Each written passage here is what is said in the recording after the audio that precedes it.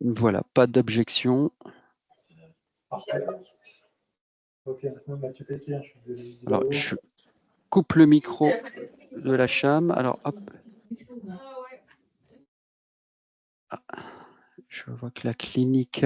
Merci beaucoup, Victoire, d'avoir recoupé les micros bien. Bonjour à tous. Il est 13h35, donc je vous propose de commencer ce café rencontre qui s'intitule Le risque infectieux au bloc opératoire. Et donc, nous l'avons relié avec forcément les attendus du manuel de certification qui sont donc issus des recommandations de bonne pratique. Donc je suis Cédric Corvoisier, responsable de la structure régionale d'appui, et je laisse donc le docteur Locher se présenter. Oui, bonjour, je suis Gwenaël Locher, je suis médecin hygiéniste au CEPIAS Hauts-de-France et on va vous présenter ça un peu, à 2 voix, côté, plus, les attendus de l'assertif et puis moi le côté un peu plus, quelques outils et quelque chose de terrain qu'on peut constater aussi quand on se déplace. Alors, ce sont les attendus pour 2024 et vous savez que le manuel de certification évolue sans cesse et donc il y aura encore des modifications de ce manuel de certification qui seront attendues en 2025. Donc, le nouveau manuel sera publié au mois de janvier et les nouvelles recommandations et critères seront applicables à partir de septembre 2025. Donc, pour le moment, nous sommes sur les attendus de 2024. Concernant donc, quelques consignes, hein, ensemble. Merci de couper vos micros pendant l'enregistrement. Vous pouvez laisser vos caméras allumées. Si vous souhaitez prendre la parole au cours de l'intervention, n'hésitez pas à lever la main. Voilà, une petite main qui est située sur le Teams, ou soit vous inscrivez votre question directement sur la discussion qui est en ligne, hein. Il y a des temps d'échange qui sont prévus pendant ou à la fin, hein, si vous avez des questions à poser, à nous poser. Le support vous sera envoyé par mail ainsi que l'ensemble des outils. Et comme je vous l'ai indiqué, donc le webinaire est enregistré et sera disponible en replay à partir de lundi ou plus tard. Le déroulement donc de ce café rencontre, on fera un rappel sur qu'est-ce que les ISO, hein, les infections de site opératoire. Enfin, on parlera des attendus de la Haute Autorité de Santé, mais en tant que recommandation et bonne pratique. Et nous échangerons après sur les outils. Notre support, le support que vous voyez, le fil conducteur a été le parcours du patient, de son entrée hospitalisation, du bloc jusqu'à sa sortie, hein. C'est ce qui nous a animés. Et vous verrez, le support, si vous enlevez les diapositives qui marquent le chapitrage de cette présentation, peut complètement vous servir de checklist pour faire une visite de risque. Donc voilà, n'hésitez pas à nous recontacter si vous souhaitez un format. N'hésitez pas à nous recontacter si vous avez donc vous souhaitez un format plutôt en mode de checklist. Quelques rappels sur les Mmh. ISO, docteur? Ouais, je voulais, tu peux passer la suivante, d'emblée. Je voulais juste revenir après, c'est quelque chose qui est familier à beaucoup d'entre vous, mais rappeler un peu le poids des ISO en termes de, voilà, de fréquence. Cette 3e cause d'infection nosocomiale derrière les infections urinaires et les pneumopathies, devant les bactériémies, mais sachant que c'est quand même des infections en particulier par rapport aux urinaires qui sont vraiment, souvent graves et coûteuses en termes de coûts, humains et coûts financiers avec des hospitalisations, des antibiothérapies parfois très longues si on arrive sur l'infection osseuse, des séquelles et cetera et qui sont, alors j'ai failli mettre partiellement entre parenthèses, mais qui sont pas complètement évitables, mais partiellement évitables. En tout cas, sur un certain nombre, ça dépend de quel type d'intervention on parle, mais il y a de l'évitabilité, dans un certain nombre de cas. Tu peux passer à la suivante. Alors, il y a quand même des risques, inhérents, hein, comme vous le savez, liés à l'intervention elle-même, hein. Ça dépend de la classe de contamination, de la durée, que c'est programmé ou pas. Quand c'est de l'urgence, on sait que le risque est pas le même. Le contexte du trauma, du post-trauma avec par exemple de l'accident et cetera, évidemment un risque différent sur le plan infectieux. Il y a des facteurs liés au patient lui-même, son âge, c'est un certain nombre de comorbidités, en particulier le diabète, le tabagisme, des pathologies sous-jacentes qui vont augmenter le risque et donc on a un risque extrêmement variable, d'infection du site opératoire, il n'y a pas de chiffre fixe selon, il y a trop de variables qui interviennent. Attends, c'est reparti en... Pardon, excuse-moi. Réfléchis à savoir ce qu'il y a lundi déjà. Lundi. Les micros, s'il vous plaît. Excusez-moi. Alors, il y a une équipe qui a le micro allumé. Si vous pouviez couper. Non, il n'y a rien. 30 Alors, attends, je vais trouver.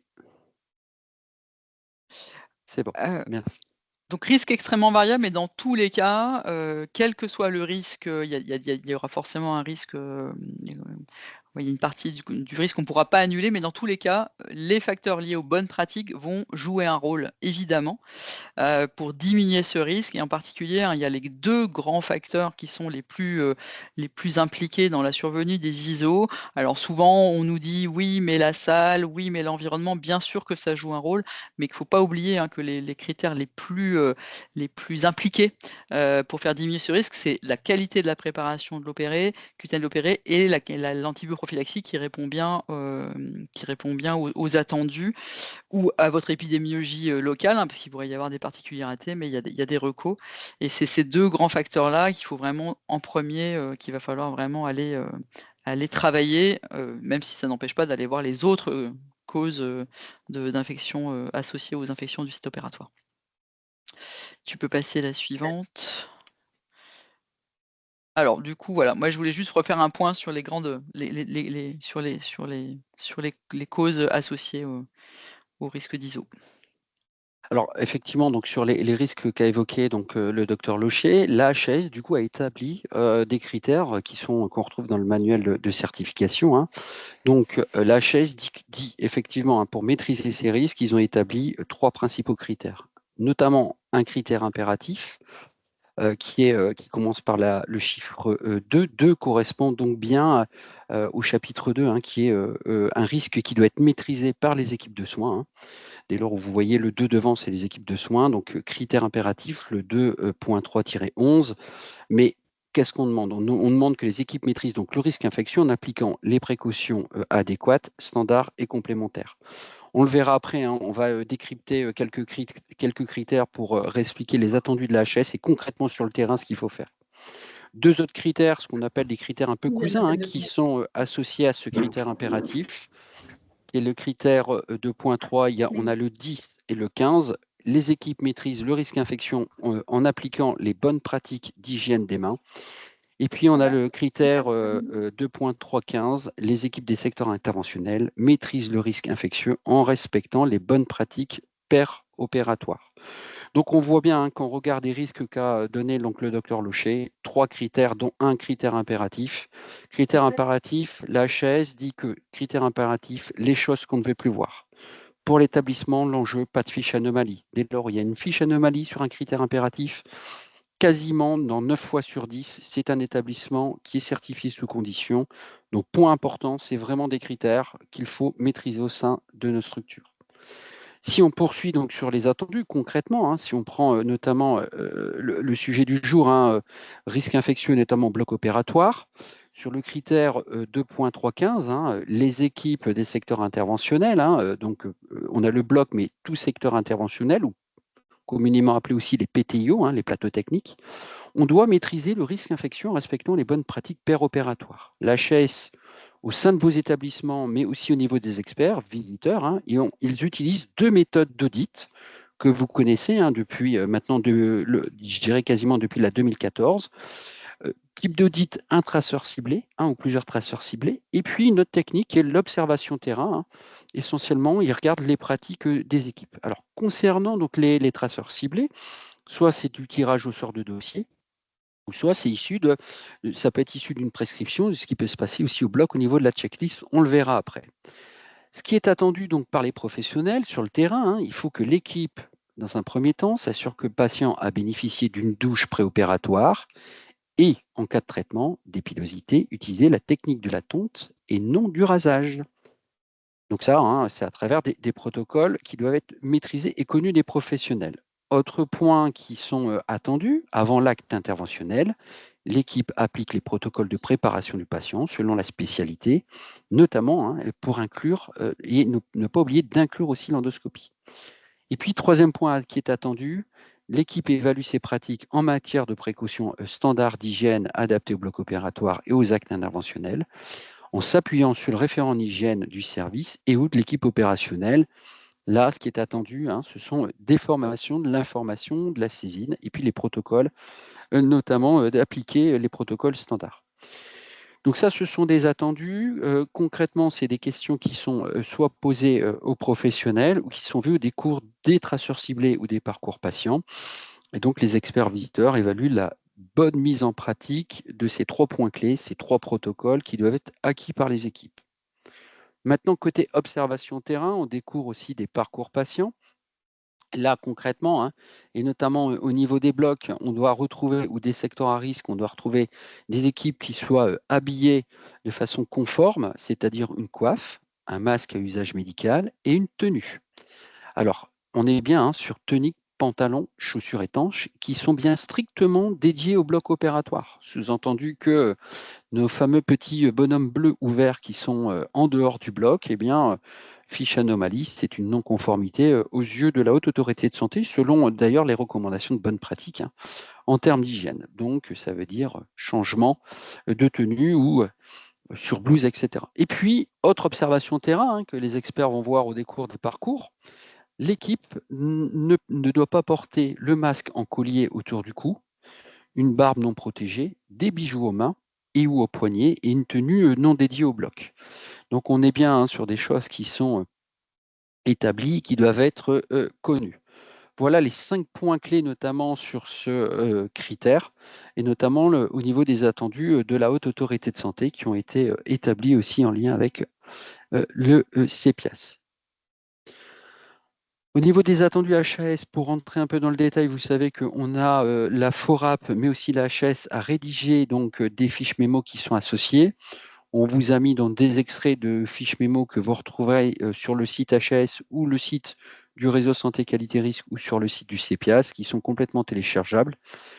On vous a mis un lien derrière, on vous a mis un lien à la fin pour lequel vous puissiez, sur lequel vous puissiez télécharger notamment ces outils. Enfin, si on regarde votre patient, donc ça c'était dans le secteur d'hospitalisation conventionnelle, et puis maintenant votre patient arrive au bloc opératoire en secteur interventionnel. Alors que dit la HAS, notamment en termes de critères et de bonnes pratiques? On se retrouve donc là avec 2 critères importants. Toujours, vous voyez qu'on est bien sur des critères du chapitre 2, donc c'est bien les équipes. Les équipes doivent appliquer les protocoles et les bonnes recommandations. On a un premier critère qui n'est plus un critère impératif, mais alors on met 3 petits points parce que ce qui se passe actuellement sur le terrain et les remontées qu'on a des experts visiteurs, certains experts visiteurs ont quand même une appétence et mettre entre guillemets un point d'honneur que ce critère standard, qui est bleu maintenant, soit quand même bien maîtrisé. Donc c'est pour ça qu'on vous le rappelle. Alors qu'est-ce qu'on dit? Au bloc et dans les secteurs interventionnels, la checklist sécurité des patients est utilisée de manière efficace.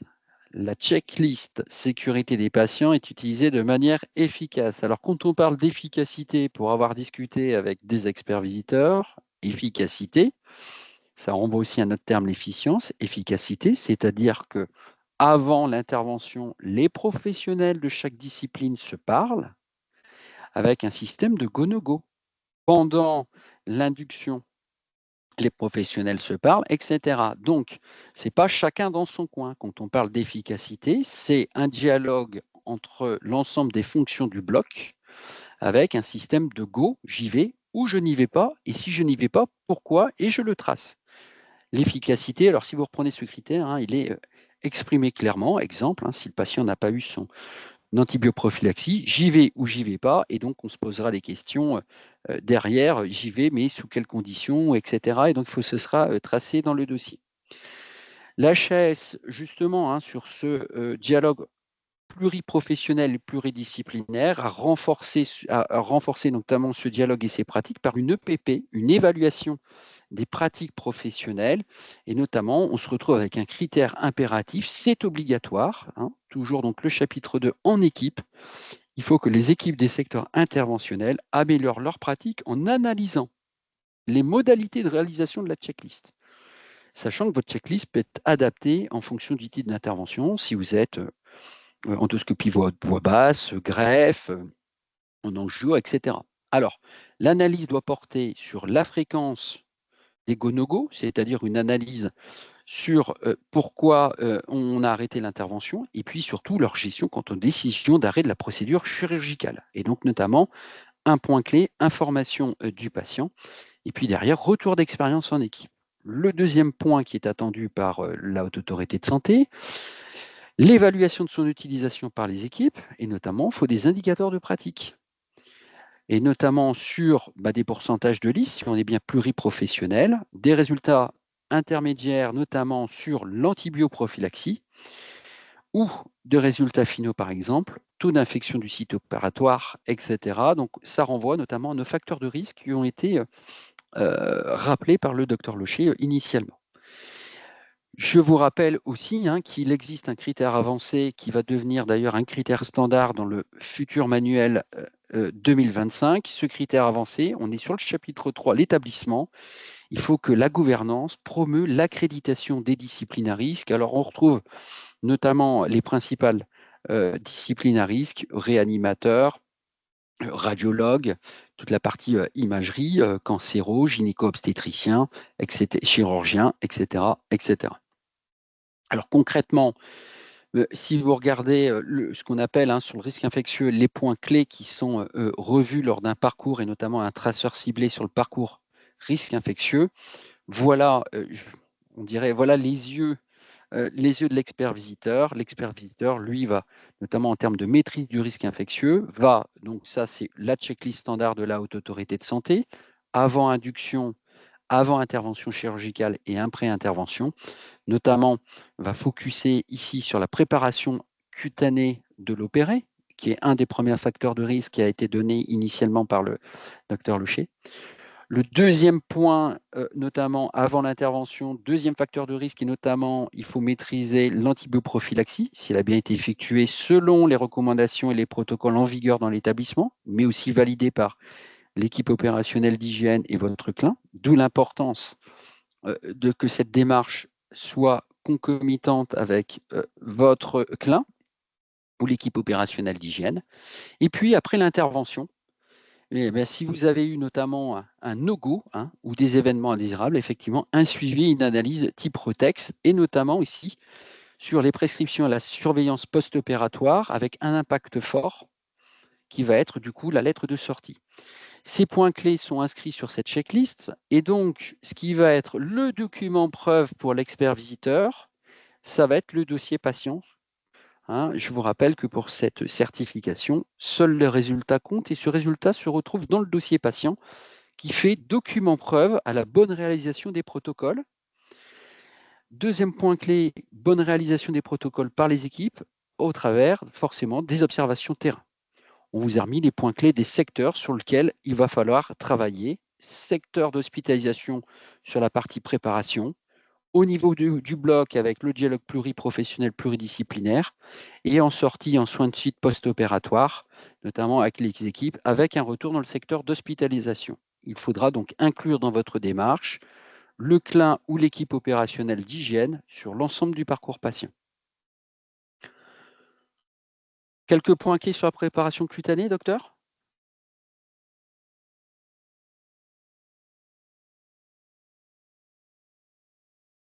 Ah, allô ? Oui, j'avais pas mis mon micro. Ouais. Donc c'est vraiment un axe majeur de la prévention des infections du site opératoire. Alors bien sûr, vous ayez vous pouvez évidemment avoir un protocole à jour, s'assurer quand même assez régulièrement que entre le protocole et la vraie vie, il y a pas trop de glissement. Enfin, vous savez bien que ça, il peut y avoir des dérives par rapport à ce qui a été écrit, pensé, réfléchi dans la structure. Aller régulièrement faire des audits de pratique. Et puis alors nous, ce qu'on voit souvent, ce qui va pouvoir manquer, en fait, c'est plutôt la vérification. Alors je parle de la douche, la douche du patient, la vérification par l'équipe du service du coup, qui n'est pas toujours faite, pas par manque de temps, hein, mais qui n'est pas toujours faite, la vérification visuelle.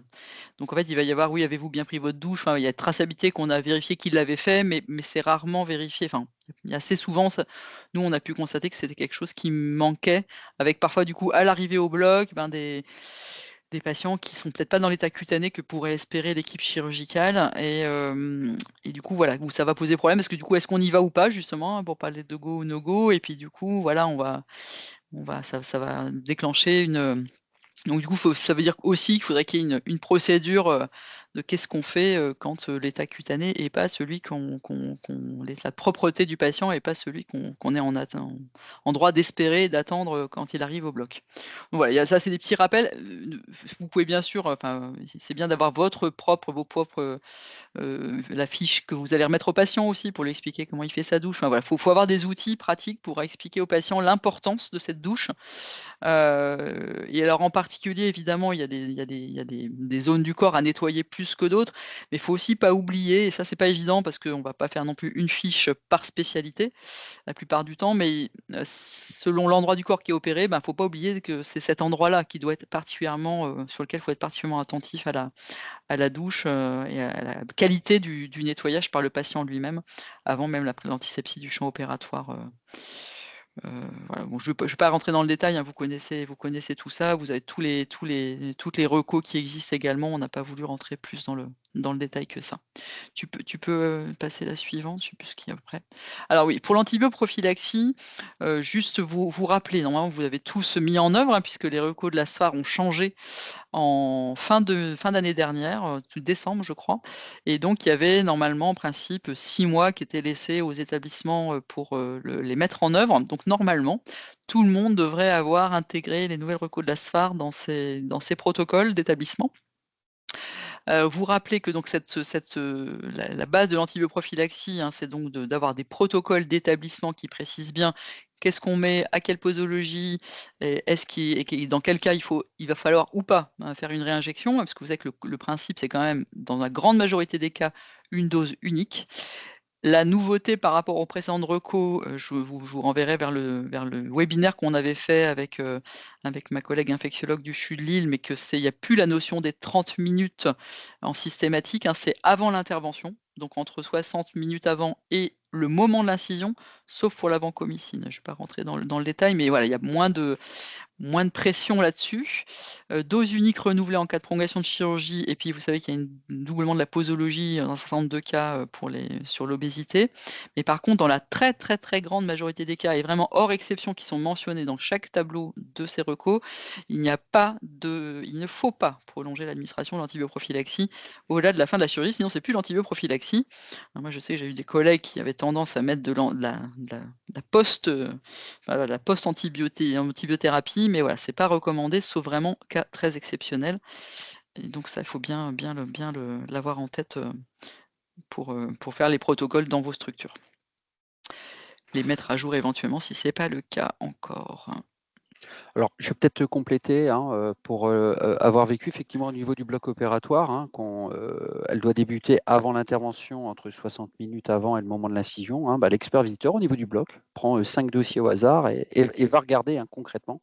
Alors, je vous le dis, hein, pour ceux qui n'ont pas encore passé leur certification, mais voilà, c'est les points clés comme ça que l'expert visiteur prend 5 dossiers. Seul le document, c'est le document preuve, en fait, quelque part.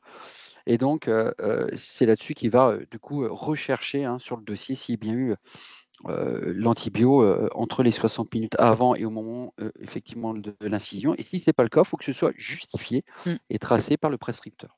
Oui, effectivement, ce qui n'apparaît pas, c'est qu'il faut que ce soit absolument tracé, hein, évidemment. Enfin, comme vous savez bien que si c'est pas tracé, de toute façon, on ne peut pas prouver que ça a été fait. Donc, il faut que ce soit absolument tracé dans le dossier du patient. Diapo suivante. Donc effectivement, l'équipe doit absolument disposer de protocoles d'antibiorophylaxie qui ont été mis à jour, sur lesquels il faut avoir communiqué aussi. Il ne faut pas que ce soit, ce qu'a dit Cédric tout à l'heure aussi sur la communication entre tous les professionnels. C'est un sujet souvent, hein, qui va parfois un peu, ça va pouvoir coincer. C'est-à-dire qu'il faut vraiment non seulement les mettre à jour, mais bien sûr aller faire de la communication dessus, parce que sinon, évidemment, vous risquez d'avoir des voilà, des gens qui n'auront pas été au courant et qui risquent de ne pas faire ce qui est recommandé, donc que ce soit sur la prépa cutanée ou l'antibio-prophylaxie pour tous les protocoles, mise à jour régulière et bien sûr aller le communiquer aux professionnels qui sont concernés. Donc la réalisation de la douche, traitement d'épilosité qui doivent être vérifiés et donc l'équipe doit respecter le port de tenue dédié au secteur donc du bloc opératoire. Donc comme on a dit plus avant, voilà, pas de petits hommes bleus. C'est souvent plus bleu que vert, mais ça pourrait être vert, pas de petits hommes bleus ou verts en dehors du secteur, sans quoi effectivement ça va c'est assez facilement repérable en plus, hein. Donc c'est quelque chose qui ne va pas du tout échapper aux experts qui sont partout et qui se disent les choses entre eux. Et ça va être impossible d'échapper à l'œil de l'expert sur ce sujet-là. Dans le dossier du patient, on doit absolument retrouver cette prescription antibio-prophylaxie avant aussi, qui a été prévue avant en amont en pré-op, et puis que tout est tracé, donc la molécule, la bonne poso et l'heure de l'administration. Qui vont être vérifiés effectivement lors de la visite. Et puis sur la checklist, on va retrouver la vérification de la préparation cutanée et l'antibioprophylaxie. Il y a quelqu'un qui a levé la main, Cédric. Ah. Alors. Bonjour, Nelly Maret, je suis la supérieure à l'hôpital d'Arras. Je ne vois pas. C'est pas de caméra, la caméra. Je voudrais avoir votre avis sur par crème dépilatoire, puisqu'on a un sujet qui ne nous met pas en accord avec l'équipe opérationnelle d'hygiène. Alors, parce qu'ils veulent pas, ou parce que c'est quoi c'est la tonte qui est recommandée? Chez nous, c'est la tonte, mais on est ensemble et ça va, on sait se parler. Hein. Non, mais on avait validé la question avant. Hein. En fait, je vais rebondir. Bonjour, c'est Sandrine Ourier, donc infirmière hygiéniste faisant fonction 4 sur l'équipe opérationnelle d'hygiène. Nous, on n'était pas forcément pour la crème épilatoire. Dans un premier temps, auprès des patients, parce qu'en fait, on se rend compte qu'ils le font souvent la veille, voire 1 ou 2 journées avant, et du coup, on a un risque d'allergie le jour de l'intervention. Là, on n'est plus sur le risque infectieux, quand on est sur d'autres. Après, en fait, ce qui est vraiment proscrit, c'est le rasage, parce que ça fait des micro-coupures. Et puis après, c'est quand même marqué qu'il faut éviter de trop dépiler trop largement, voilà, qu'il faut essayer de pas trop étendre la zone dépilée. Mais après, c'est une discussion. Là, on n'est pas sur le risque infectieux, en fait. Hein. Vous êtes sur un problème qui est autre. Qui est sur le risque d'allergie et qui va effectivement pouvoir être potentiellement défavorable au patient qui ne pourra pas avoir son intervention à cause de son allergie. Il n'y a pas de formule parfaite, hein, mais je ne sais pas si on peut vous trancher à votre place en fait là-dessus. Est-ce qu'il y a d'autres équipes, d'autres personnes dans la salle qui ont choisi par exemple la crème dépilatoire versus la tonte, qui auraient un retour d'expérience éventuel, parce que c'est pas une faute. Après, si ça met en difficulté du coup parce que du coup, qui est-ce qui est pour et qui est-ce qui est contre? Du coup, qui pousserait pour la crème dépilatoire? C'est les arguments pour versus la tonte, par exemple. Qu'est-ce qui vous... J'entends plus. Là, en fait, on n'est pas forcément pour ou contre. Après, c'est vrai qu'on se rend compte que sur de l'ambulatoire, il y a aussi de l'information qui est faite aux patients. Il y en a qui vont préférer, en effet, on dit toujours, et les recommandations disent qu'il ne faut pas dépiler, hein, on est d'accord. Il y a le confort du patient, le confort du chirurgien. Maintenant, on a aussi l'information qui est donnée aux patients et comment ils le comprennent. Oui, mais la dépilation n'est pas non recommandée. En fait, le rasage est interdit et effectivement, il propose de limiter, de ne pas de dépiler des zones relativement. Mais après, la crème dépilatoire, elle est autorisée. Donc, c'est d'essayer de donner une information effectivement claire aux patients pour qu'ils fassent les choses au mieux par rapport à le confort du chirurgien, le risque, les différents risques, parce que là, du coup, on n'est pas sur le risque infectieux. Si c'est le risque d'allergie, c'est encore un autre sujet. Enfin, y a pas, nous, on va pas pouvoir vous dire, je pense pas que je vais pouvoir vous aider à prendre une décision. Ça va être vraiment une discussion en interne pour arriver peut-être. Alors, si vous peut-être arriver à faire des fiches pour les patients peut-être plus claires, parce que c'est Après, vous ne pourrez pas toujours maîtriser ce qu'ils font, mais essayer d'avoir quand même peut-être une fiche d'information patient qui est peut-être plus... qui vous permettent d'obtenir quelque chose de plus conforme à ce que vous attendez. Parce qu'en fait, c'est ça, il y a un décalage entre ce que vous voudriez et ce que font les patients. C'est ça, c'est ce que je crois comprendre. Ils le font trop tôt, et alors que vous voudriez qu'ils le fassent juste vraiment juste avant de venir. Mais est-ce que vous pouvez pas mettre en clair dans votre fiche, enfin, je réfléchis à voix haute, hein, mais est-ce qu'il ne faudrait pas mettre vraiment clairement que pour telle et telle raison, il faut respecter telle et... Après, il y a des gens qui le feront, des gens qui le feront pas, mais ça... mais remettre peut-être... Vas-y, Cédric. Après, moi, j'ai il peut y avoir une autre réflexion aussi pour avoir une démarche un peu éco-responsable. À la limite, même la non-utilisation de produits et puis favoriser plutôt la tonte permet justement de ne pas utiliser un produit additionnel. Et puis pareil, hein, tu parlais d'allergie, ça me semble aussi important, quoi. Donc voilà, à la limite, ne pas utiliser aussi de crème, ce serait bien aussi, quoi. Vous voyez, ça peut être ça aussi, ça peut être aussi en démarche éco-responsable. Après, c'est tout, comme dit Gwenaëlle, effectivement, on peut très bien avoir une fiche qui préconise tonte ou crème dépilatoire, et dans le ou, il y a le et, hein. On sait très bien que des fois, les gens, voilà, après, peut-être c'est à vous, peut-être à travers un vote interne ou un besoin de peut-être formaliser qu'une seule pratique, hein, mais les deux sont acceptés, à part forcément, on rappelle, hein, le rasage. Je sais pas, vous avez, Ouais, qu'est-ce que vous en pensez?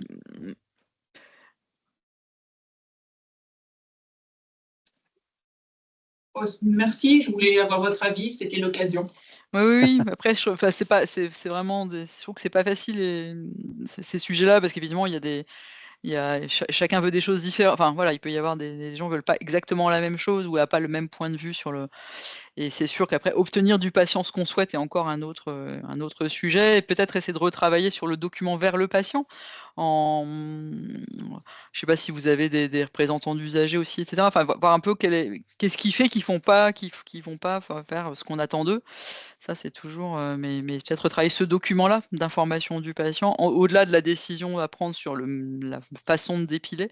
C'est si les patients ne font pas toujours, il faudrait déjà peut-être l'objectiver. Est-ce que c'est tous les patients ou c'est la majorité des patients? Enfin, peut-être concrètement, est-ce que ça représente beaucoup de monde qui fait pas ce qui est attendu, et puis peut-être retravailler un document d'information qui sera plus clairement compréhensible par eux. Enfin voilà, c'est des idées qui me viennent comme ça.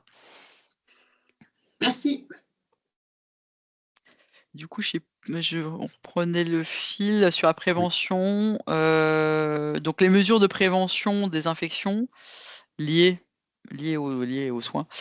Liées aux soins, Ouais, ouais. oui, il manque un mot. Donc il y a vraiment la formation des équipes, hein, c'est vraiment, alors évidemment, il y a la formation initiale, mais il y a aussi une question de formation continue, de continuer à les former, les personnes qui s'occupent qui sont au bloc opératoire, et pour continuer à leur donner les bonnes informations, qui puissent appliquer correctement les protocoles. La mise en application rigoureuse des protocoles qui sont mis à jour, mais aussi il faut aller bien informer les personnes au bloc qu'il y a eu par exemple des modifications, et s'assurer que tout le monde a eu l'information, ce qui n'est pas toujours facile, hein, mais voilà, trouver un système pour que cette information elle soit bien transmise à tous. Il faudra forcément faire de l'évaluation régulière des pratiques. Et puis, bien sûr, ne pas oublier que la surveillance des signes d'infection chez le patient, c'est vital, par les professionnels, mais aussi par le patient lui-même. Alors, ça dépend évidemment du type d'intervention, mais ça, c'est un autre sujet de communication vers les patients. Enfin, de pas oublier qu'il faut absolument qu'ils puissent, avec des... Alors, ça dépend du type de patient, des catégories, enfin voilà, du type de patient auquel vous avez affaire, mais qu'ils arrivent à détecter, eux, à se dire: «Ouh là, mais ça, c'est pas normal, il faut tout de suite que je recontacte mon chirurgien, enfin l'hôpital qui m'a pris en charge, l'établissement qui m'a pris en charge, parce que là, j'ai des signes d'alerte qui doivent me faire revoir par un professionnel de santé». Donc ça, c'est un point également très important. Alors, on n'est plus dans la prévention de l'infection est déjà là, mais au moins qu'elle soit prise en charge rapidement. Et puis après, je crois que ça a été dit par Cédric un peu avant, je ne sais plus si j'y reviens après, mais n'oubliez pas que le signalement interne et externe des ISO et de toutes les infections d'ailleurs associées aux soins, c'est un très très bon moyen de travailler, comme sur tous les événements indésirables, mais de travailler sur la prévention a posteriori du risque. Nous, c'est un vœu, si je pouvais former un vœu, c'est qu'on ait plus de signalements d'ISO, puisqu'on est persuadé qu'il y en a dans les structures, mais elles n'arrivent pas forcément, et qui rentrent certainement pour certaines dans nos critères dans les critères du Code de la santé publique, infection inattendue ou inhabituelle. Et on trouve ça, nous, intéressant de pouvoir travailler avec vous, même si vous avez l'impression d'avoir bien fait les choses en termes de faire un REX, une RMM, etc. Nous, ça nous intéresse aussi, parce que ce qui vous arrive à vous peut arriver à d'autres, et que du coup, si vous avez fait une analyse de cause, ça intéresse probablement des collègues. Et donc voilà, ça, c'est une chose sur laquelle j'aimerais travailler à partir de l'année prochaine, mais la promotion du signalement des infections, et en particulier des ISO. Mais voilà, ça, on aura l'occasion d'en reparler. Alors du coup, pour faire le lien avec je vais faire une petite transition pour faire le lien avec le CLIN, effectivement. Donc on vous corrigera la diapo 16, la petite erreur. Peut-être repréciser, quand on parle de formation initiale, il y a aussi l'accueil des nouveaux arrivants, sur lequel effectivement on va vous le renoter. Ne l'oubliez pas, ce sont des choses importantes, notamment que les nouveaux arrivants puissent prendre connaissance des pratiques qui sont effectuées au sein de votre établissement. Ça, c'est la première remarque. Et puis j'ai une deuxième remarque. Lorsque les experts visiteurs viennent et notamment demandent les mesures de prévention qui sont appliquées au sein de l'établissement, ils vont vous demander des chiffres, à savoir combien de personnes ont été formées sur X infirmières, X médecins, etc. Il faudra être précis, il ne faudra pas dire il y a eu 3 infirmières, c'est 3 infirmières sur X qui ont été formées, et ainsi de suite. Donc il faudra donner des chiffres factuels pour rendre compte de votre dynamique qualité. Et donc, pour faire la transition toute faite, on vous a fait la petite fiche côté équipe opérationnelle, côté CLIN. Voilà, alors pour le CLIN, du coup, on vous a fait une petite fiche pense-bête de mise en œuvre en termes d'organisation.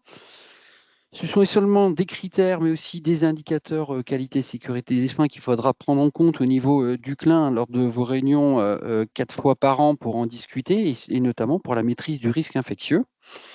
Et puis, on vous rappelle quand même que ces critères, ces indicateurs, participent au financement des IFAC, et ça va participer de plus en plus, notamment depuis 5 ans, les IFAC ont été quasiment multipliés par 10, les dotations IFAC, donc hyper important d'être forcément avoir des scores au-delà des 80%, première remarque. Et puis, deuxième remarque, on vous l'a mis, notamment, on est plutôt sur un risque plutôt patient, usager ou risque marketing. Vous savez que ces résultats sont disponibles sur le site de la Haute Autorité de Santé, sont disponibles aussi et auprès de l'Agence régionale de santé, mais aussi magazine Le Point ou autre, et de plus en plus, France Assou Santé ou autre, regarde les résultats qui sont publiés et classe aussi les établissements. Enfin, alors on ne vous l'a pas noté, mais vous avez aussi maintenant des mutuelles santé aussi qui regardent les résultats de certification et notamment peuvent des fois orienter les patients sur tel ou tel établissement en fonction des prises en charge. Je vous le dis, ça se fait. Donc voilà. Alors, qu'est-ce qu'on demande? Alors, je ne vais pas relire les critères, vous les avez en forme de checklist pour le CLIN, mais vous voyez que c'est essentiellement des critères sur accès sur la formation, la sensibilisation et l'information des équipes, donc par l'équipe opérationnelle d'hygiène. Il restera un critère côté plutôt établissement et gouvernance. Au niveau du risque infectieux, on a quand même 2 critères qui sont des critères impératifs. Donc voilà, donc c'est essentiellement des critères tournés vers les professionnels. On retrouvera donc un des critères qui est sur la pertinence des soins, et notamment la prescription des antibiotiques. Cette pertinence peut être aussi travaillée avec votre Comedims, par exemple, et donc on retrouvera notamment un indicateur qualité qui sont les IKTB. La lettre de sortie ou lettre de liaison, où les attendus, vous devez être au minimum supérieur ou égal à 80%. Et on retrouvera notamment dans cette lettre de sortie au moins ces 4 points clés au minimum, et notamment pour la maîtrise du risque infectieux. le traitement antibiotique qu'a reçu le patient, les BMR, donc les multirésistances, les hautement résistances avec les BHRE, les attentes en termes de spectre antibiotique, et ça, c'est le lien avec la ville, et donc c'est la maîtrise du risque infectieux, ville, enfin hôpital, ville. Les équipes maîtrisent la mise en application des vigilances, et comme l'a dit effectivement le docteur Louchet, l'infectiovigilance, c'est un événement indésirable, et il faut faire des FEI. Plus vous déclarez, meilleur vous êtes. Et dans chaque vigilance, et notamment là, au titre des maladies à déclaration obligatoire ou de l'infection. Autre indicateur, c'est sur la maîtrise du risque infectieux, sur l'hygiène avec les ITCHA. Les équipes maîtrisent le risque infectieux sur les dispositifs invasifs, et notamment, on retrouvera comme critères les indicateurs issus du CAQES, et notamment en lien avec le financement et avec l'ARS et le dossier d'autorisation côté pharmacie. On retrouvera aussi les équipes des secteurs interventionnels sur risque infectieux, sur les bonnes pratiques, et donc notamment un des points clés sur les ISO, tout ce qui est ortho, prothèse de hanche, AT périphériques qui sont de plus en plus suivis. Et d'ailleurs, avec ces indicateurs-là, vous pouvez aussi faire des retours d'expérience ou des RMM. Et enfin, ces deux critères impératifs, je ne ferai qu'insister sur ce qu'a dit le docteur Locher. Il faut déclarer vos événements désirables, et notamment pour les G4, G5, mise en place de RMM pluriprofessionnels. N'oubliez pas d'inclure dans vos RMM l'équipe opérationnelle d'hygiène. Il arrive parfois, je vois aussi parfois des RMM à risque infectieux sans que l'équipe opérationnelle d'hygiène soit invitée. Donc voilà, important d'inclure l'ensemble des experts. Et enfin, dernier point important, il faut que l'établissement, donc forcément le CLIN, analyse, exploite et communique sur ces indicateurs.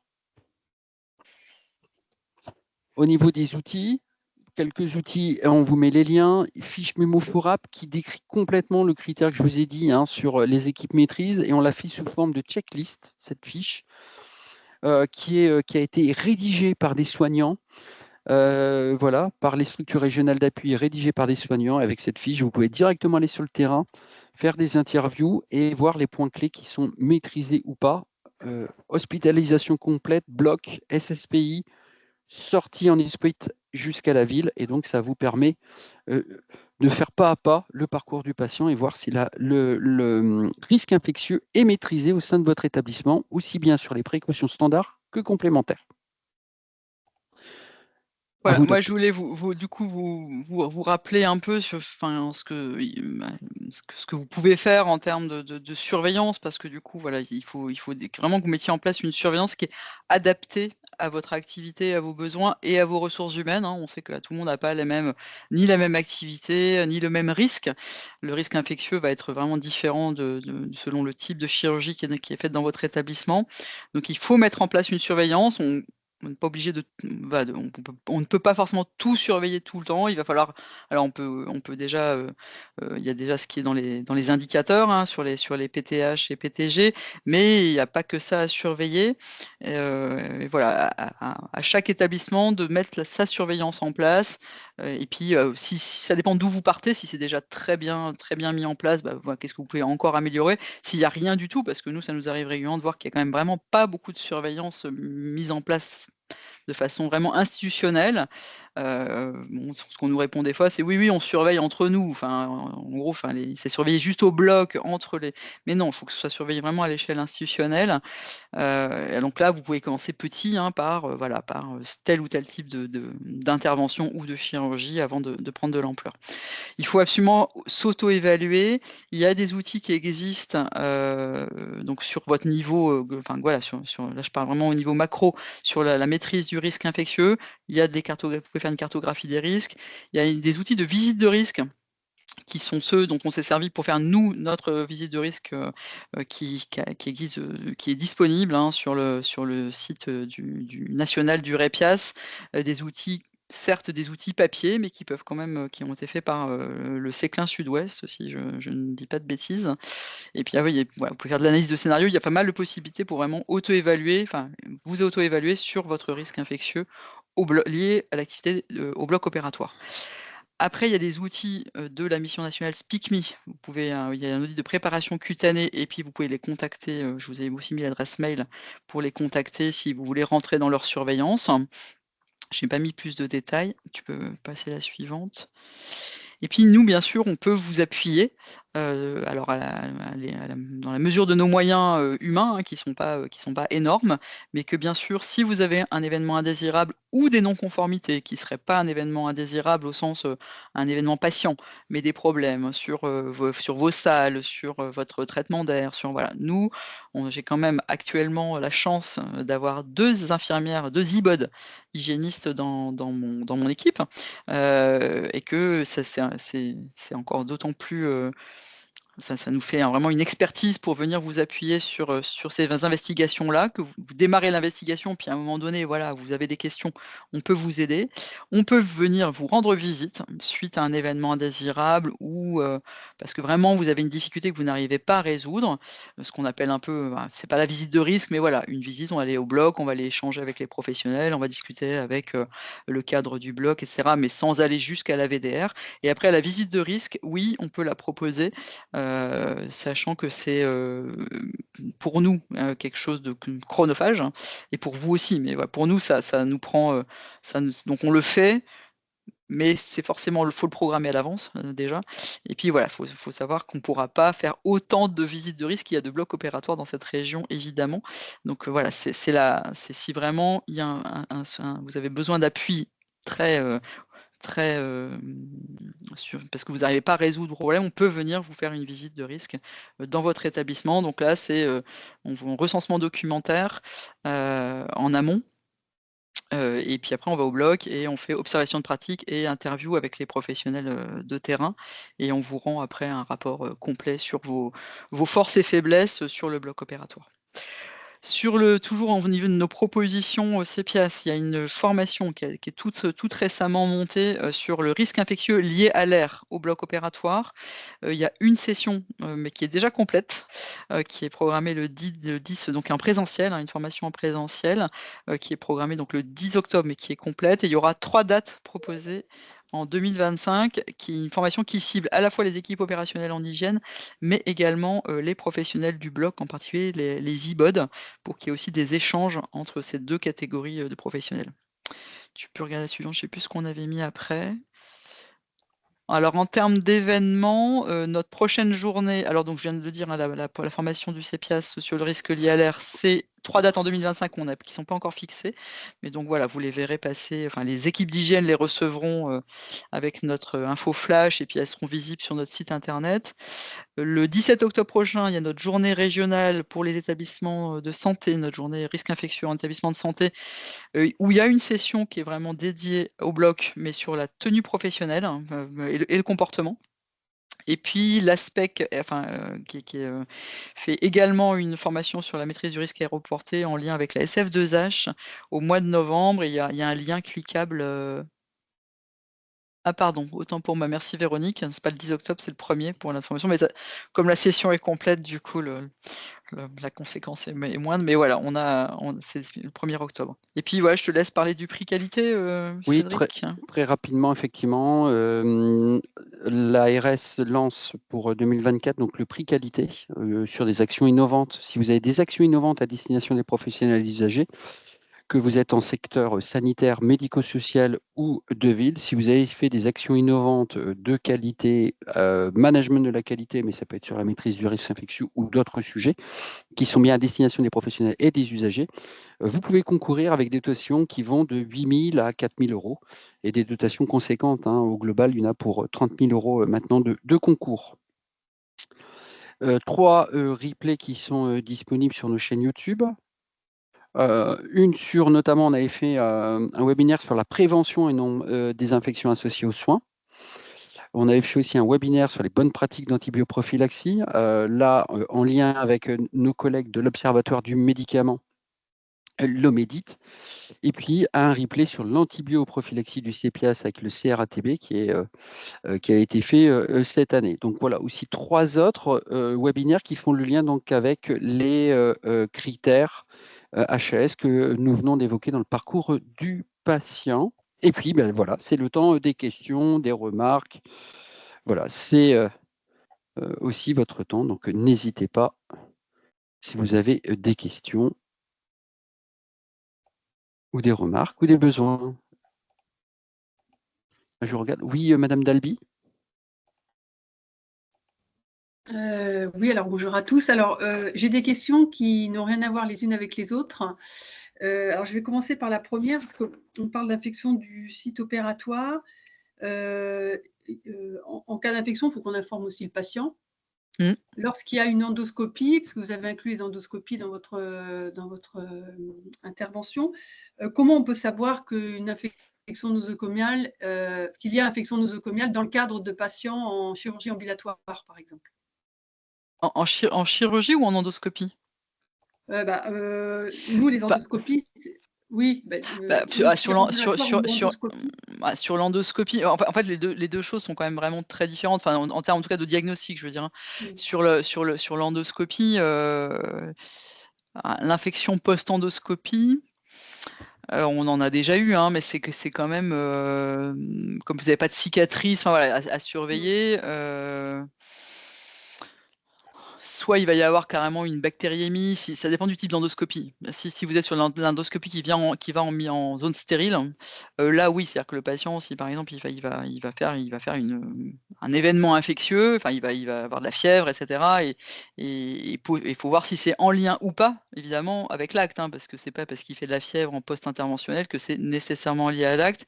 Et en ambu, il faut, c'est vrai que d'autant plus s'assurer que je pense que c'est peut-être en ambu que l'information du patient sur ce qu'il doit, les signes auxquels il doit être vigilant, doit être vraiment bien redit, parce qu'effectivement, il fait que passer, il va passer juste là la journée et bien lui dire qu'il ait une fiche, en tout cas qu'il ait l'information de ce qui doit lui faire penser qu'il y a un problème, en fait. Alors évidemment, ça va dépendre de la spécialité, hein. Moi qui avais travaillé en ophtalmo, ça avait été vraiment un sujet majeur de comment donner l'information au patient que vraiment, si il a baisse d'acuité visuelle, rougeur, douleur, ça là, il se pose pas la question, tout de suite il rappelle, et il y avait un numéro écrit en gros, il savait où il devait rappeler, etc. Après, maintenant, il y a même des gens qui font il y a des applications, des applicatifs, hein, où voilà, le patient, on peut savoir s'il a il peut donner l'information s'il a un souci. Il faut que vous ayez un moyen il faut absolument qu'il ait l'information de quels signes doivent lui faire penser qu'il y a un souci et à qui il doit communiquer ce problème. Ça, c'est sûr qu'il faut que ce soit, parce que l'embu, effectivement, le patient, vous l'avez pas sous les yeux, quoi. Mais normalement, il est revu de toute façon, mais il est revu un certain temps après. Donc, dans l'intervalle, il faut que lui sache qu'est-ce qui doit éveiller son attention, enfin la cicatrice qui est rouge. En gros, ça va quand même être ça. C'est j'ai une cicatrice chirurgicale c'est un des premiers critères, c'est rouge, c'est pas joli, ça. Et après, il y a quand même, s'il y a des soins à la maison, il y a aussi le rôle des soignants qui interviennent au domicile, qui devraient être attentifs à ce genre de choses et pouvoir prévenir. Mais ça, c'est le problème du lien, effectivement, ville-hôpital, qui n'est pas toujours évident. Mais en tout cas, le patient, pour moi, il doit absolument être acteur de sa prise en charge et il faut trouver un moyen. Alors, ça va dépendre finalement des patients qui vont avoir plus ou moins la compréhension des choses, mais il faut quand même trouver le moyen que chacun puisse se dire: «Ouh là, mais là, il y a un truc qui cloche, quoi. J'ai ma cicatrice, on m'a dit que ça devait pas être rouge et si vous avez une cicatrice rouge et qui coule, quand même, et s'il a mal aussi», enfin voilà. Mais c'est dans chaque spécialité, il va falloir déterminer quels sont les signes d'alerte et il faudrait que le patient il ait cette info, et lui dire que c'est très important. Enfin, voilà, lui dire que c'est vraiment pas du tout à négliger, quoi. Mais je vais pas être plus long parce que sinon, si vous avez d'autres questions. Oui, la deuxième question, c'était par rapport au projet, l'appel à candidature là, pour les projets qualité ARS. Est-ce qu'on a une trame pour écrire le projet? Est-ce que c'est donné libre cours à chaque établissement dans la présentation de son projet? Voilà, donc je voulais en savoir un petit peu plus par rapport à ça. Merci Madame Labli. Alors, je vais compléter quand même ce que dit ma collègue, le docteur Lecher. Je reviens sur les infections. Effectivement, on les a maintenant en ville, pas parce que l'ambulatoire a augmenté. Les infections, on a en ville et c'est la ville qui doit déclarer. Donc, d'où l'importance, et vous vous souvenez, hein, il y a un critère là-dessus qui, enfin voilà, il faut absolument que l'hôpital fait le lien avec les structures CPTS et autres. Et donc, forcément, suivant le type d'intervention, il ne faut pas hésiter à aussi remettre une petite plaquette au patient avec sa lettre pour dire, voilà, en cas de rougeur, machin, fièvre et tout, n'hésitez pas à nous recontacter ou voir avec votre médecin traitant et de déclarer.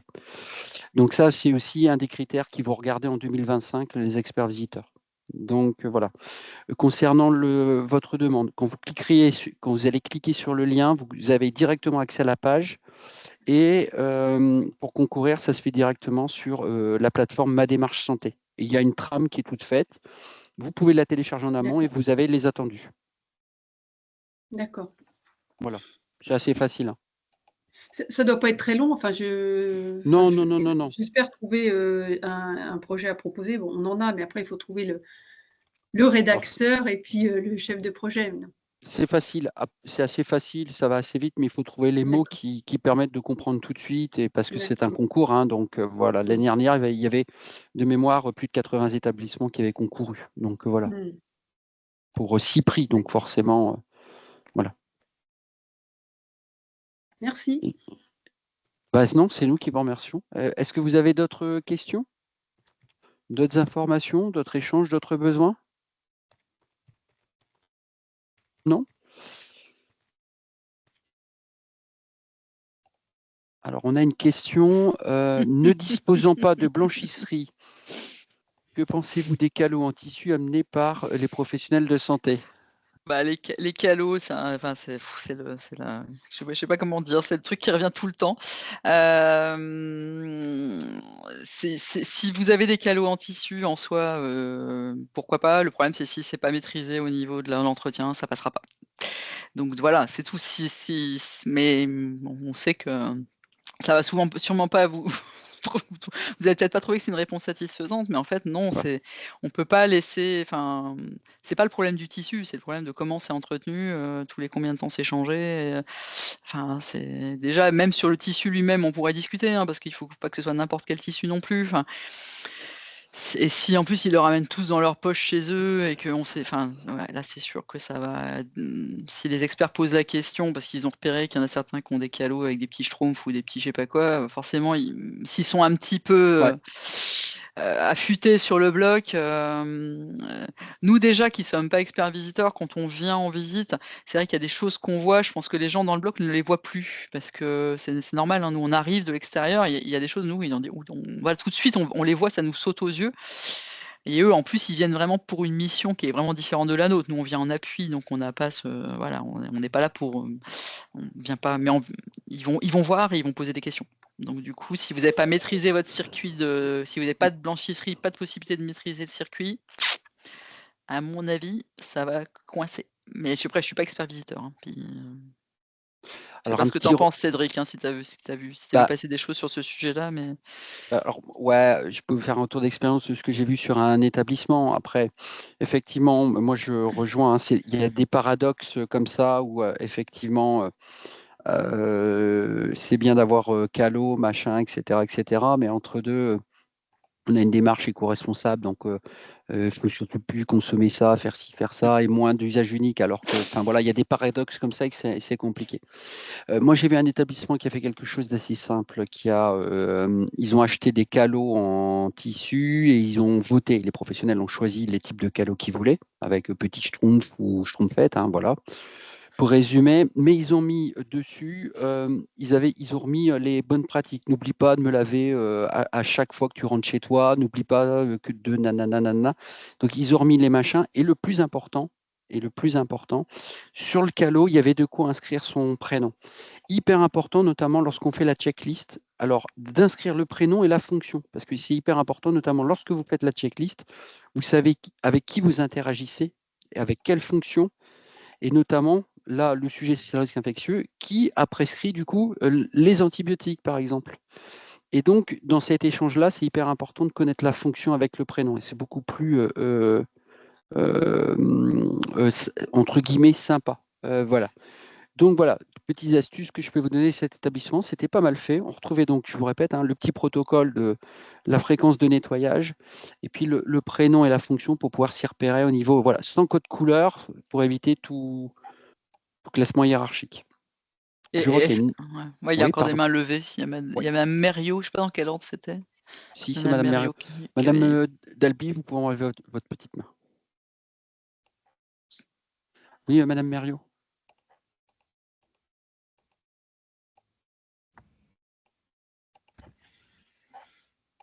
Vous m'entendez? Oh, oui. Très, très bien. Oui, bonjour. Excusez-moi de vous déranger, je suis infirmière hygiéniste, oui, à la Polyclinique du Val-de-Sambre à Maubeuge. Et j'aurais une petite question concernant le circuit des déchets au bloc opératoire. Quand on a un circuit commun, propre et sale, un circuit unique, j'aurais voulu savoir un peu, donc on a une procédure qui permet d'évacuer les déchets quand il n'y a personne dans le couloir est nettoyé. J'aurais voulu savoir un peu si c'était valide au niveau de, enfin, ce que vous en pensez. En fait, ça on pourra en reparler, parce on était en lien précédemment. On a déjà communiqué. Il faut que vous maîtrisiez au moins, faut qu'il y ait pas qu'il y ait de mélange propre-sale, mais si c'est le même circuit, ça va être un système de marche en avant. Il faut vraiment que vous maîtrisiez avec les moyens que vous avez. Il ne faut pas qu'il y ait du sale dans le bloc. Il ne faut pas qu'il y ait des déchets dans le bloc opératoire, dans le couloir. Ça, c'est sûr que ce sera pas accepté. Mais bien sûr que oui, on a déjà eu, par exemple, des expéditeurs qui disaient: mais comment ça se fait que vous avez le même ascenseur pour le propre et le sale? Il y a plein de gens qui ont le même ascenseur pour le propre et le sale. Et ça pose pas problème en soi si on met pas dans le même ascenseur au même moment le propre et le sale, et si on nettoie l'ascenseur est correctement. Voilà, c'est une question de mettre les barrières au bon endroit pour que vous n'ayez pas un mélange entre le propre et le sale. Mais il peut y avoir un circuit, une circulation au même endroit. Il n'y a pas toujours possibilité de toujours séparer strictement. Mais bien sûr, par contre, si vous avez un local sale où il y a du propre, ça c'est pareil, ça va poser problème. Tout dépend il faudrait qu'on voit vraiment ce que vous entendez. Enfin voilà, il faudrait que vous nous disiez précisément dans votre établissement et ce qu'est le problème que ça pose pour que on puisse. Il faut que ce soit emballé. Enfin, tout est. C'est vraiment, il ne faut pas qu'on salisse avec les déchets ce qui est propre, donc ça va être, faut que vous trouviez les moyens de maîtriser votre risque, même si ça passe au même endroit. Parce qu'on sait bien que forcément, vous ne pouvez pas tous avoir un couloir propre, un couloir sale, c'est pas forcément possible. Mais si, il faut que les déchets que les bennes soient fermées, c'est comme vous savez, le linge propre, il arrive il est houssé ou il est, voilà. Faut que vous trouviez les moyens de ne pas de protéger le propre et que le sale vienne pas. Mais c'est chaque établissement qui s'organise en fonction de ses locaux aussi. Donc là, je ne peux pas comme ça vous dire plus précisément. Il faudrait qu'on regarde votre situation. D'accord. Vous allez vers le local de stockage avec des déchets qui sont protégés et qui ne vont pas donc contaminer l'environnement. Et après, le reste de la maîtrise, c'est aussi l'entretien des locaux, etc. D'accord. D'accord, mais je vous remercie. Alors, il y a Madame Dutoit, EOH, infirmière, IBOD, Véro, elle est IBOD. C'est notre Madame Dutoit, du coup. C'est la vôtre. Il faut protéger toutes sortes salles dans des conditionnements fermés, les évacuer au plus vite vers un local intermédiaire. Voilà, ça c'est la règle. Et après, vous organisez, soit vous mettez en place des horaires. Il y a la méthode Kanban aussi qui marche bien avec un code couleur qui permet du coup de pas de croiser le propre et le sale. Enfin voilà, il y a des petites choses comme ça. Voilà. Et ça se fait effectivement, comme dit le docteur Locher, c'est en fonction du bâtiment et des équipes et ça se discute en équipe. Il y a Oxy Le Château, nos collègues d'Oxy qui ont une. Ou peut-être Madame Mériot, d'autres questions, non? Non. Oui, Oxy Le Château, c'est à vous. Non, c'est pas Oxy Le Château, c'est la salle Oxy Le Château au centre hospitalier d'Arras, monsieur Legrand. Oui, monsieur Legrand, oui, Mathieu. On a écouté votre intervention sur les calots qui était fort intéressante, mais on n'a pas bien compris, les calots sont repris par les professionnels pour les nettoyer chez eux? Ouais. Oui. Je rebondis sur ce que disait, voilà. Moi, je pense que ça pose problème. Mais voilà, après, c'est ça. Je dis pas que c'est. Enfin, je sais pas si ça passe. Pour moi, c'est pas suffisant pour maîtriser. Mais pour maîtriser votre circuit. Mais bon, après, je sais pas s'ils ont eu une certif depuis. Du coup, comment ça s'est passé. Mais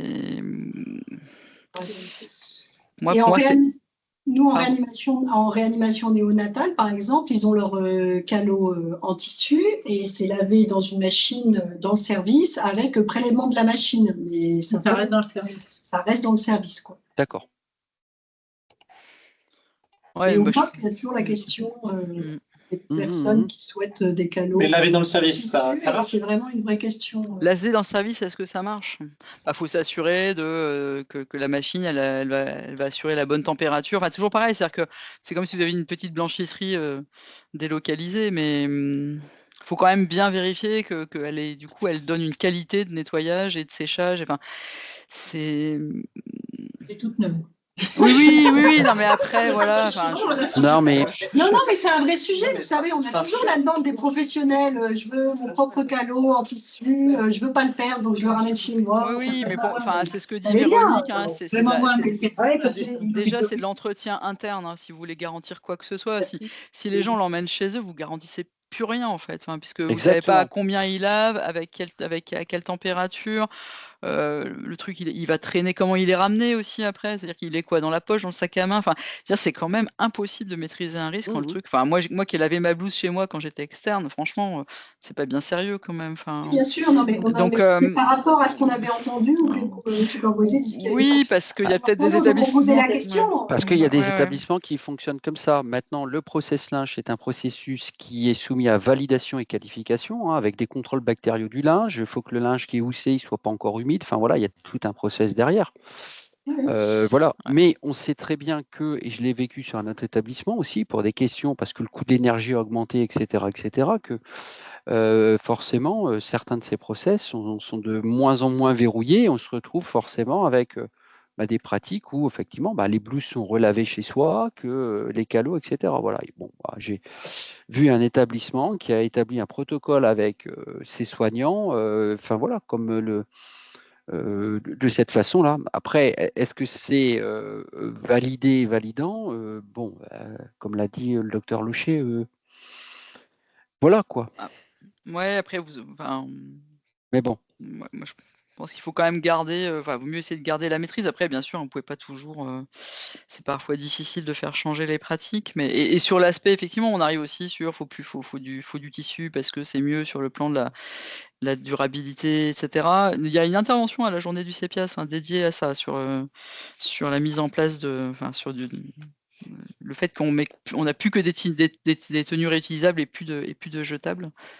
Mais 17 octobre, il y a une intervention de Philippe Carinco qui sera vraiment dédiée aux tenues tissus et comment on peut faire pour essayer d'économiser à la fois en eau et est-ce que c'est rentable aussi, voilà, par rapport à l'usage unique. Est-ce que... Pardon? Alors, une autre question aussi, justement, par rapport aux journées du CEPIAS, elles sont ouvertes largement à tous les professionnels ou c'est plutôt que les hygiénistes? Non, alors on a un public assez hygiéniste, mais tous les professionnels qui s'intéressent à la prévention du risque infectieux sont les bienvenus. Il faut regarder le programme pour voir si ça si ça leur semble. Mais voilà, responsable qualité, voilà, tout le monde est vraiment le bienvenu. Là, il y a une grande salle, il y a 350 places. Donc voilà, si vous avez des professionnels non hygiénistes qui veulent venir, mais qui sont concernés par le risque infectieux et que les thèmes abordés ce jour-là les intéressent, n'hésitez pas à relayer. C'est avec plaisir qu'on les accueillera. Merci. C'est gratuit? Oui, c'est gratuit. Par contre, le repas n'est pas prévu, donc faut qu'il prévoie de. Faut qu'il. C'est la thématique du bloc opératoire. Alors, il n'y a pas que. Il y a une session bloc opératoire sur tenue, comportement, et puis une enquête qu'on a fait nous en région sur la tenue. Il y a une partie sur l'hygiène des mains et l'implication du patient dans l'hygiène des mains. Il y a médiation animale. Il y a une intervention sur animaux en réa, comment on fait, est-ce qu'on peut le faire, voilà. Et puis, il me semble, il y a Véro, aide-moi, désinfection des sondes endocavitaires, je crois. Endoscopie. Sondes endocavitaires. C'est les résultats nationaux de l'enquête sur la désinfection des sondes endocavitaires par monsieur Simon. Et je crois qu'il y a aussi les déchets. On a une intervention d'un hygiéniste qui travaille au Conseil de la santé publique sur les recos déchets. Enfin, ouais, c'est assez varié. Il y en a le programme, vous pouvez le retrouver sur notre site internet. Et puis sinon, Cédric, on pourra faire le relais pour vous l'envoyer pour que vous puissiez éventuellement inscrire du monde. Et Véronique confirme bien qu'il faut donc un circuit d'entretien interne pour garantir le process. Donc il faut bien, je rebondis effectivement, donc c'est bien un circuit d'entretien interne. Vous devez donc maîtriser votre process. Donc voilà. OK. Est-ce qu'il y a d'autres questions? Parce que on a déjà dépassé un peu le temps. Oui. Mais voilà, s'il y a encore des questions, nous sommes disponibles. Vous avez nos coordonnées. Eh bien, écoutez, on vous souhaite une bonne après-midi. Merci beaucoup à l'équipe du CEPIAS. Je rebondis à nouveau, on mettra les coordonnées. Et puis, écoutez, une bonne après-midi à tous. Et puis, une bonne journée. Bon après-midi, pardon, une bonne fin de semaine, pardon. Merci. Merci. Bonne fin d'après-midi. Merci. Au revoir à tous. Au revoir.